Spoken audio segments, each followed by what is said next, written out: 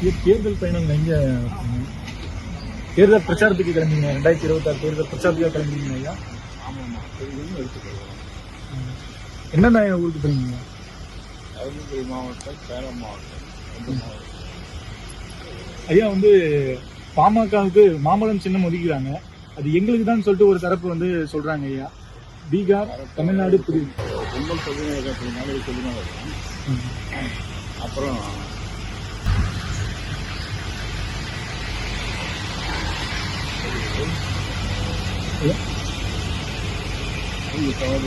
பாருயா ஒரு நாளைக்கு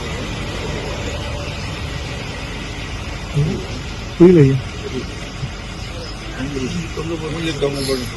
அப்படிங்க ஐயா.